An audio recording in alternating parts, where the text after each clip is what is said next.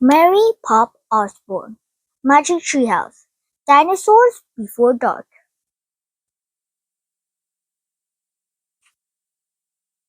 Chapter 1. Into the Woods. Help! A monster! Said Annie. Yeah, sure, said Jack. A real monster in Frog Creek, Pennsylvania.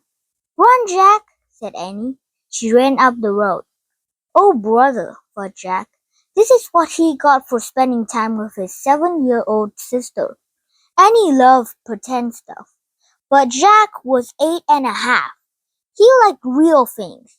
Watch out, Jack, the monster's coming, said Annie. Jack didn't say anything. Come on, Jack, I'll race you, said Annie. No thanks, said Jack. Annie raced alone in the woods. Jack looked at the sky. The sun was about to set. Come on, Annie, it's time to go home, yelled Jack. But Annie didn't answer. Jack waited. Annie, he called again. Jack, Jack, Annie shouted. Come here, quick. Jack groaned. This better be good, he said. Jack left the road and headed into the woods.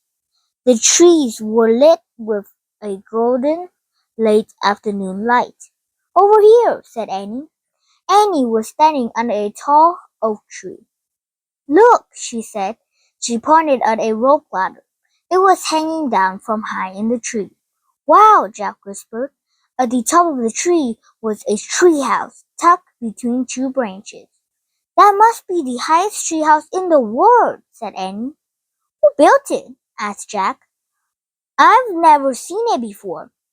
I don't know, but I'm going up, said Annie. No, we don't know who it belongs to, said Jack. Just for 20 minutes, said Annie. She started up the ladder. Annie, come back, said Jack. But Annie kept climbing. She climbed all the way up to the tallest branches. Jack sighed. Annie, it's almost dark. We have to go home. Annie disappeared into the treehouse. Annie! Jack called. Jack waited a moment. He was about to call again when Annie poked her head out of the treehouse window. Books! Annie shouted. What? Jack said. It's filled with books, said Annie. Oh man, Jack thought. He loved books. Jack pushed his glasses into place. He gripped the side of the rope ladder and started up. Chapter 2. The Monster. Jack crawled into the treehouse. Wow, he said. The treehouse was filled with books. Books were everywhere. Very old books with dusty covers and new books with shiny, bright covers. Look, said Annie. You can see far away. She was peering out the treehouse window. Jack looked out the window with her. Below were the tops of the other trees. In the distance, he could see the Frog Creek Library and the elementary school and the park. Annie pointed in the other direction. That's our house, she said. Annie was right. Jack could see their white wooden house with its green porch. It's the yard next door was their neighbor's black dog, Henry. He looked very tiny. Hi, Henry, shouted Annie. Shush, we're not supposed to be up here, said Jack. Jack glanced around the treehouse again. He noticed that bookmarks were sticking out of many books. I wonder who owns all these books, he said. I like this one, said Annie. She picked up a book with a castle on the cover. There's a book about Pennsylvania, said Jack. He turned to the page with the bookmark. Hey, here's a picture of Frog Creek, said Jack. It's a picture of these woods. Oh, here's a book for you, said Annie. She held up a book about dinosaurs. A blue silk bookmark was sticking out of it. Let me see, said Jack. He set his backpack down on the floor and grabbed the book from Annie. Okay, you look at that one, and I'll look at the one about castles, said Annie.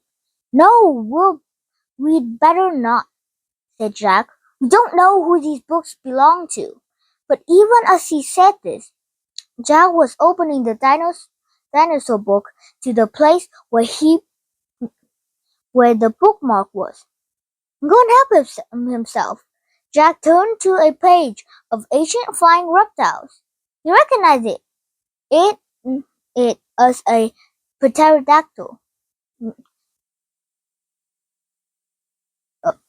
He touched the huge bat-like wings in the picture.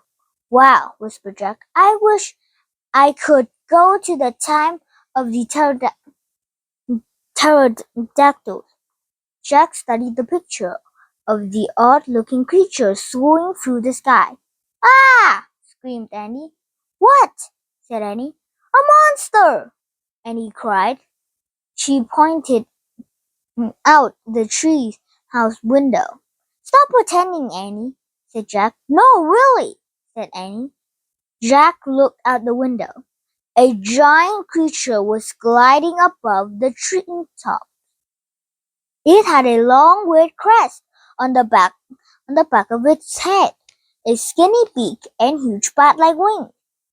It was a real-life pterodactyl. The creature swooped through the sky. It looked like a glider plane. It was coming straight toward the treehouse. Get down! Cried Annie. Jack and Annie crouched on the floor. The wind started to blow. The treehouse started to spin. It spun faster and faster. Then everything was still. Absolutely still. Chapter 3. Where is he? Jack opened his eyes. Sunlight slanted through the window. The treehouse was still high up in the tree. But it wasn't the same tree. Where are we? Said Annie. She and Jack looked out the window. The pterodactyl was soaring through the sky. The ground was covered with ferns and tall grass. There was a winding stream, a sloping hill, and volcanoes in the distance. I don't know where we are, said Jack. The pterodactyl glided down to the base of the tree. It landed on the ground and stood very still. So what just happened to us? Said Annie. Well, said Jack, I was looking at the picture in the book, and you said, wow, I wish we could go to the time of the pterodactyls, said Annie. Yeah, and then we saw a pterodactyl in the Frog Creek woods, said Jack. Yeah, and then the wind got loud, and the tree house started spinning, said Annie. And we landed here, said Jack. And we landed here, said Annie. So that means, said Jack. So that means what? Said Annie. I don't know, said Jack. He shook his head. None of this can be real. Annie looked out the window again. But he's real, she said. He's very real. Jack looked out the window with her again. The pterodactyl was standing at the base of the tree like a guard. His giant wings were spread out on either side of him. Hi! Annie shouted. Shh! Said Jack. We're not supposed to be here. But where is here? Said Annie. I don't know, said Jack. Hi, who are you? Annie called to the pterodactyl. The creature just looked at her. Are you nuts? He can't talk, said Jack. But maybe the book can tell us. Jack looked down at the book. He read the words under the picture. This flying reptile lived in the Cretaceous period. It vanished 65 million years ago with the dinosaurs.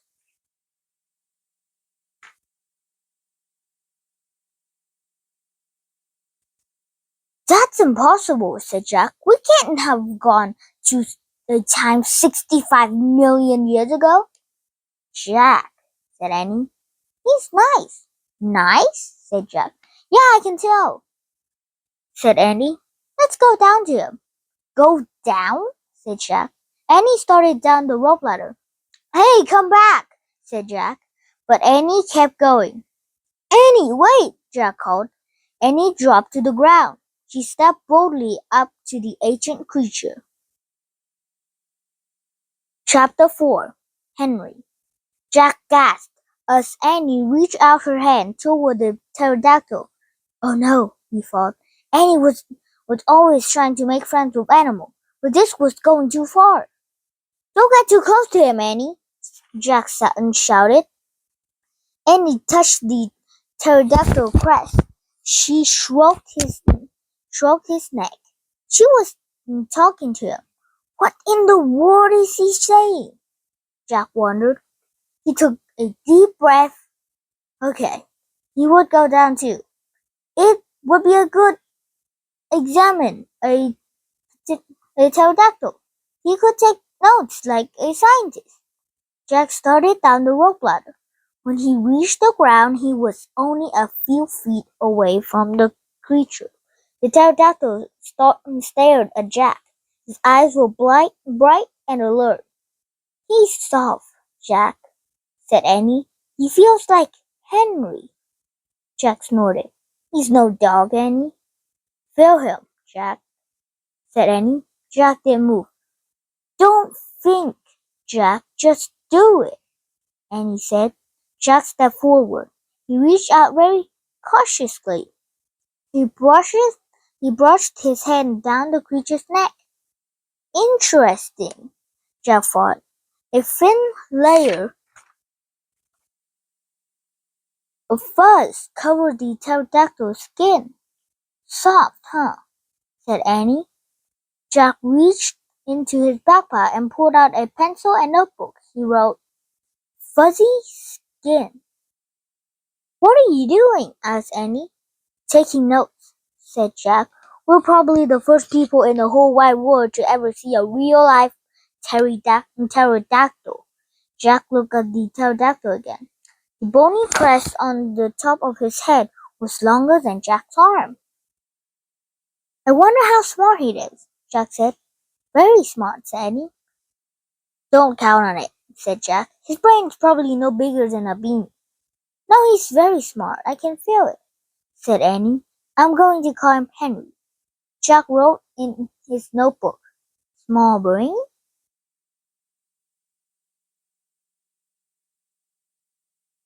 Jack looked at the creature again. Maybe he's a mutant, he said. The pterodactyl tilted his head. Annie laughed. He's not a mutant, Jack. Well, what is he doing here then? Where is this place? Said Jack. Annie leaned close to the pterodactyl. Do you know where we are, Henry? She asked softly. The creature fixed an eye on Annie. His long jaws were opening and closing like a giant pair of scissors. Are you trying to talk to me, Henry? Asked Annie. Forget it, Annie, Jack wrote down in his notebook. Mouth like scissors. Did we come to a time long ago, Henry? Asked Annie. Is this place from long ago? Suddenly, Annie gasped. Jack! Jack looked up. Annie was pointing toward the hill. On top stood a huge dinosaur. Chapter 5. Gold in the Grass. Go! Go! Said Jack. He threw his notebook into his backpack. He pushed Annie toward the rope ladder. Bye, Henry, she said. Go! Said Jack. He gave Annie another push. Quit it, she said. But she started up the ladder. Jack scrambled after her. Jack and Annie tumbled into the tree house. They were panting as they looked out the window at the dinosaur. It was standing on the hilltop, eating flowers off a tree. Oh man, whispered Jack. We are in a time long ago. The dinosaur looked like a huge rhinoceros with 3 horns instead of 1. It had 2 long horns above its eyes, and another one grew out of it from its nose. It had a big shield-like thing behind its head. Triceratops, said Jack. Does he eat people? Whispered Annie. I'll look it up. Jack grabbed the dinosaur book. He flipped through the pages. There, said Jack, pointing to a picture of a triceratops. He read the caption. The Triceratops lived in the late Cretaceous period. This plant-eating dinosaur weighed over 12,000 pounds. Jack slammed the book shut. Just plants, no meat. Good, said Annie. Let's go see him up close. Are you crazy? Said Jack. Don't you want to take notes about him? Said Annie. We're probably the first person in the whole wide world to see a real, live Triceratops. Jack sighed. Annie was right. Okay, let's go, he said. Jack shoved the dinosaur book into his pack. He slung his pack over his shoulders. Annie started down the ladder, and Jack followed her. Just promise you won't pet him. Jack called down to Annie. I promise, said Annie. Promise you won't kiss him, said Jack. I promise, said Annie. Promise you won't talk to him. I promise, said Annie. Promise you won't. Don't worry, said Annie. Annie and Jack stepped off the ladder. The pterodactyl gave them a friendly look. Annie blew him a kiss. Be back soon, Henry, she called. Shh, said Jack, and he led the way slowly and carefully through the ferns. When Jack and Annie reached the bottom of the hill, he knelt behind a bush. Annie started to speak, but Jack quickly put his finger to his lips. Then he and Annie peeked out at the Triceratops. The dinosaur was bigger than a truck. He was eating the flower off a magnolia tree. Jack slipped his notebook out of his pack.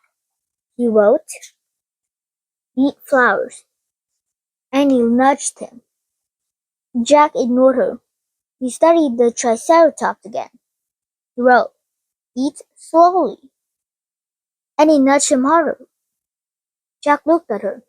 Annie pointed to herself. She walked her fingers through the air. She pointed to the dinosaur. She smiled. Is she teasing? Jack wondered. Annie waved at Jack. Jack started to grab her. She laughed and jumped away. She fell into the grass in full view of the Triceratops. Get back! Get back! Whispered Jack. Too late. The big dinosaur had spotted Annie. He gazed down at her from the hilltop. Half of the magnolia flower was sticking out of his mouth. Oops, said Annie. Get back, Jack said again. He looks nice, Jack, Annie said. Nice, watch out for his horns, Annie, said Jack. The Triceratops gazed calmly down at Annie. Then he turned and loped down the side of the hill. Bye, said Annie. He turned back to Jack. See? Jack grunted, but he wrote in his notebook. Nice. Come on, let's look around for some more, said Annie. As Jack started after Annie, he saw something glittery in the tall grass. Jack reached down and picked it up. It was a gold medal. A letter engraved on the medal. A fancy M. Oh man, someone was here before us, Jack said softly. Chapter 6. Dinosaur Valley. Annie, look at this. Annie, look at this, Jack called. Look what I found.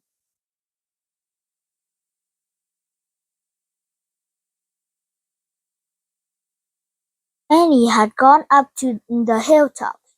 She was picking a flower from the magnolia tree. Annie, look, a medallion, shouted Jack. But Annie wasn't paying attention to Jack. She was staring at something on the other side of the hill. Oh wow, she said, clutching her magnolia flower. She took off down the hill. "Annie, come back!" Jack shouted, but Annie had disappeared. "Oh, brother," Jack muttered. She, she, he stuffed the gold medallion into his jean pocket. Then Jack heard Annie shriek. "Annie?" he said. Jack heard another sound as well, a deep, blowing sound like a tuba. "Jack, come here quick!" Annie called. Jack raced up the hill. When he got to the top, he gasped. The valley below was filled with nests, big nests made out of mud. The nests were filled with tiny dinosaurs. Annie was crouching next to one of the nests. Towering over her was a gigantic duck-billed dinosaur. "Don't panic, don't move," said Jack. He stepped slowly down the hill toward Annie. The huge dinosaur was waving her hand and making her tuba sound. Jack stopped. He didn't want to get too close. He knelt on the ground. "Okay, move toward me, slowly," he said. Annie started to stand up. "Don't stand, crawl," said Jack. Clutching her flower, Annie crawled toward Jack. Still bellowing, the duck-billed dinosaur followed her. Annie froze. "Keep going," Jack said. Annie started crawling again. Jack inched farther down the hill until he was just an arm's distance from Annie. He reached out and grabbed her hand. He pulled Annie toward him. "Stay down," Jack said. He crouched next to her. "Bow your head. Pretend to chew." "Chew?" said Annie. "Yes," said Jack. I read that's what you do if a mean dog's come at you." "She's no dog, Jack," said Annie. "Just chew," said Jack. Jack and Annie both bowed their heads and pretended to chew. Soon the dinosaur grew quiet. Jack looked up. "I don't think she's mad anymore." "You saved me," said Annie. "Thanks." "You have to use your brain, Annie," said Jack. "You can't just go running to a nest of babies. There's always a mother nearby." Annie stood up. "Annie, don't!" said Jack. Too late. Annie held her magnolia flower to the dinosaur. "I'm sorry I made you worry about your babies," she said. The dinosaur moved closer to Annie. She grabbed the flower from her hand. She reached for another. "No more," said Annie. The dinosaur let out a sad tuba sound. "But there are more flowers up there," Annie said. She pointed up the hill. "I'll get you some." Annie hurried up the hill. The dinosaur waddled after her. Jack quickly looked at the dinosaur babies. Some were crawling out of the nest. "Where are the other mothers?" Jack wondered. Jack took out the dinosaur book. He flipped through the page. He found a picture of some duck-billed dinosaur. He read the caption. "The Anatosaurus lived in colonies, while a few mother babies sat the nest.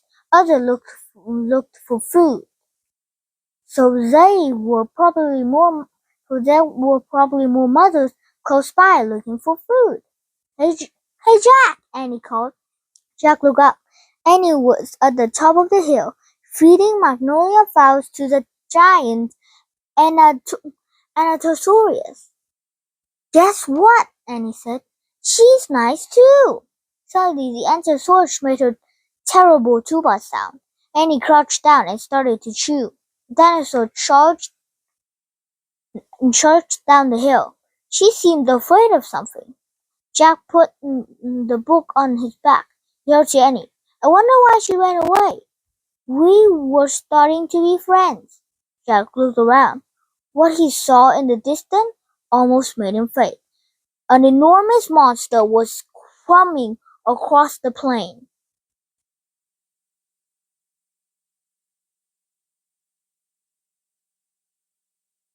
The monster was walking on two strong legs. It was swinging a long, thick tail and dangling two tiny arms. It had a huge head and its jaws were wide open. Even from far away, Jack could see its long, gleaming teeth. "Tyrannosaurus Rex," whispered Jack. "Ready, set, go!" Run, Annie, run! Cried Jack. Run to the treehouse! Jack and Annie dashed down the hill together. They ran through the tall grass and fern and past the pterodactyl. They scrambled up the rope ladder and tumbled into the treehouse. Annie leaped to the treehouse. It's going away, she said, panting. Jack pushed his glass into place. He looked out the window with Annie. The Tyrannosaurus was wandering off, but then the monster stopped and turned around. Duck! Said Jack. The two of them ducked their head after a long moment. They peeked out the window again. Coast clear, said Jack. Yay, whispered Annie. We have to get out of here, said Jack. You made a wish before, said Annie. Right, he said. He took a deep breath. I wish we could go back to Frog Creek. Nothing happened. I said I would, started Jack. Wait, said Annie. You were looking at the picture in the dinosaur book, remember? Oh no, I left the book in my pack on the hill, said Jack. I have to go back. Forget it, said Annie. I can't, said Jack. The book doesn't belong to us, plus my notebook with all notes is in my pack. And my... Okay, said Annie. Oh, hurry, said Jack. Climbed quickly down the ladder and leaped to the ground. Jack raced past the pterodactyl, through the fern, through the tall grass, and up the hill. He looked down. His bag was lying on the ground. On top of it was the dinosaur book. But now the valley was filled with Ankylosaurus. They were all standing guard around the nest. Where had they been? Did fear of the Tyrannosaurus send them home? Jack took a deep breath. Ready, set, go, he thought. He charged down the hill. He ran to his backpack, scooped it up. He grabbed the dinosaur book. Jack heard a terrible tuba sound. Then another and another. All the Ankylosaurus were blowing at him. Jack took off. He raced to the hilltop and started down the hill. He stopped. The Tyrannosaurus Rex was back. It was standing between Jack and the treehouse. Chapter 8. The Giant Shadow. Giant Shadow. Jack jumped behind the magnolia tree. His heart was beating so fast he could hardly think. He peeked out the giant monster. The horrible-looking creature was opening and closing its huge jaw. Its teeth were as big as steak knives. Don't panic, thought Jack. Think. He peered down at the alley. Good. The duck-billed dinosaur was sticking close to the nest. Jack took back at the Tyrannosaurus. Good. The monster still didn't seem to know he was there. Don't panic. Think. Maybe there's information in the book. Jack opened the dinosaur book. He found Tyrannosaurus Rex. He read, Tyrannosaurus Rex was one of the largest meat-eating land animals of all time. If it were alive today, it could eat a human in one bite. Great, thought Jack. The book was no help at all. Jack tried to think clearly. He couldn't hide on the other side of the hill. The Ankylosaurus might stampede. He couldn't run to the treehouse. The Tyrannosaurus might run faster. Maybe she should just wait for the monster to leave.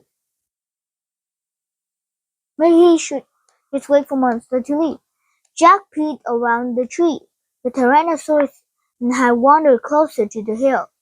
Something caught Jack's eye. Annie was coming down the rope ladder. Is she nuts? What is she doing? Jack wondered. Jack watched Annie hop off the ladder. Annie hurried over to the pterodactyl. She was talking to him. She was flapping her arms. She pointed at Jack, at the sky, at the treehouse. She's nuts, Jack thought. Go back up in the tree, Jack whispered. Go! Jack heard a roar. The Tyrannosaurus Rex was looking in his direction. Jack hit the ground. The Tyrannosaurus Rex was coming toward him on the hill. Jack felt the ground shaking. What should I do? Jack wondered. Should I run, crawl back into Dinosaur Valley, climb the magnolia tree? Suddenly, a giant shadow covered Jack. He looked up. The pterodactyl was gliding overhead. The giant creature sailed toward the top of the hill. He was heading toward Jack. Chapter 9. The Amazing Ride. The pterodactyl coasted down the ground. He started a Jack with his bright, alert eyes. What was Jack supposed to do? Climb on? But I'm too heavy for Jack. Jack looked at the Tyrannosaurus Rex. It was starting up the hill. Its giant teeth were flashing in the sunlight. Okay, for Jack.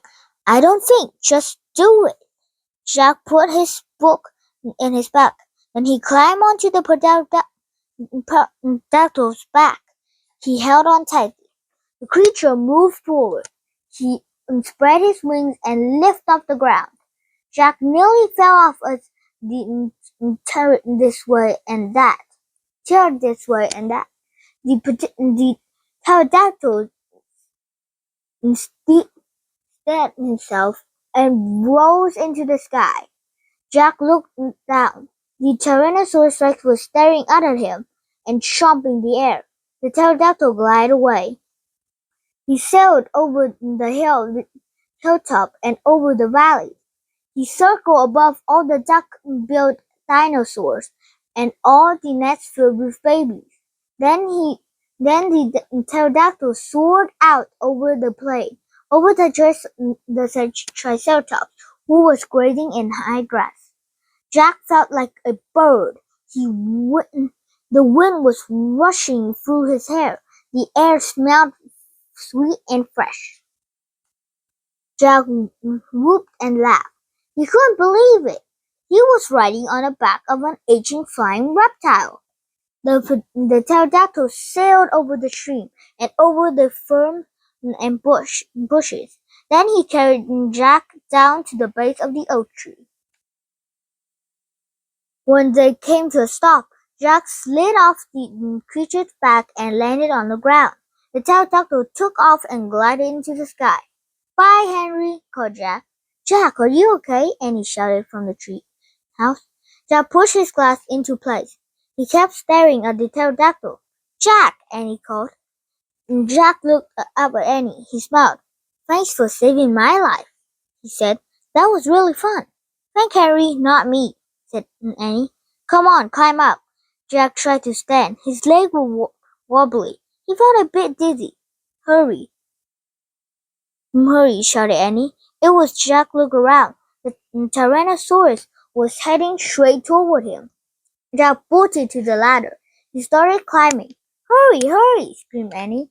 Jack reached the top and scrambled into the treehouse. It was coming toward the tree. Annie cried. The dinosaur slammed against the oak tree. The treehouse shook like a leaf in the wind.